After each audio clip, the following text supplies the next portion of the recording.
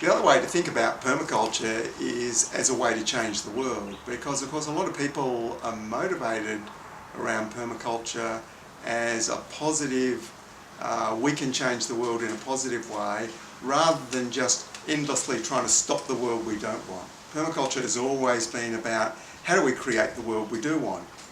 Well, when you start to think about those issues, most people think about how we change public policies, how you get the leverages of power pulled in a different way, so all the big structures in society get changed. That's an old way of changing the world.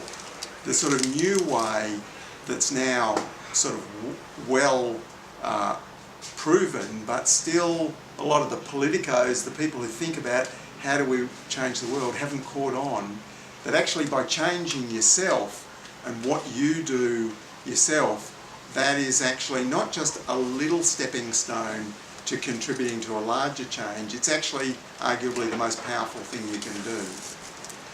And some of the reasons why are, firstly, if you've got a strategy or anything in permaculture, from owner building to community supported agriculture, right back to just growing your own food in your backyard, when you do something for yourself that you benefit from, that reflects the ethics and design principles of permaculture, you're doing something for yourself and you're also reducing your adverse impact on the world.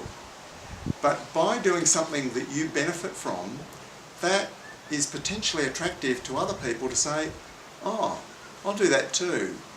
Whereas the hard-bitten person who's doing something just to atone for our sins in the world is not very attractive to many other people. You know, a small proportion are motivated by such things, but most people want to get something out of it, and especially get something directly. So the permaculture strategies benefit the early adopters, and on top of that, they're simple, low-key things that other people can copy. And they often don't need permission of the authorities, of the banks to provide funding to do it. And that's really important, because a lot of these changes, if they were done at even by a proportion of the population, represent a real threat to a lot of the power structures in society. A lot of those centralised systems, the corporations, the governments with their tax base. So they would understand that a lot of this self-reliant stuff associated with permaculture is actually subversive. And so if it really took off in a large way, it might be not just not assisted, but attempts to prevent it. If that's like some advanced technology or very large-scale project, it's very easy for power elites to say, no, can't do that. And we can see the struggles over renewable energy versus fossil fuels. But if it's something that you can do at home, it's very, very hard to stop it. So on top of that, that copying allows rapid evolution where you improve the thing, because you do one example and then you copy it and do another, and you get this incremental improvement.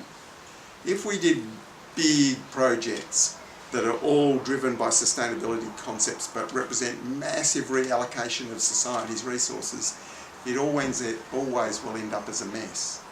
Because somehow the complexity of those things, you might have the ideas, but when you actually go to do it, it's never quite right.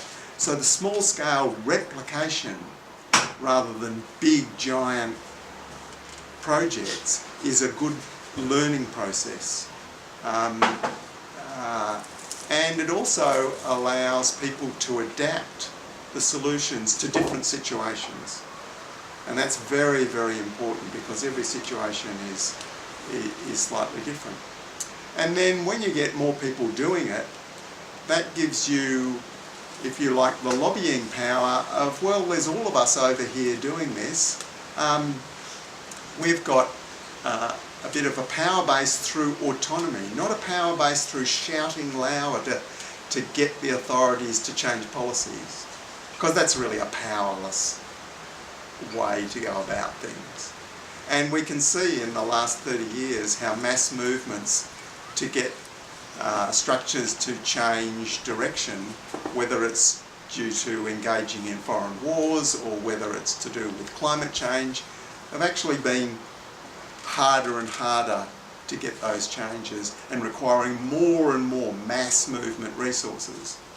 Whereas when we just do something that supports ourselves and provides an example to others, it's actually also the leverage towards a larger positive change.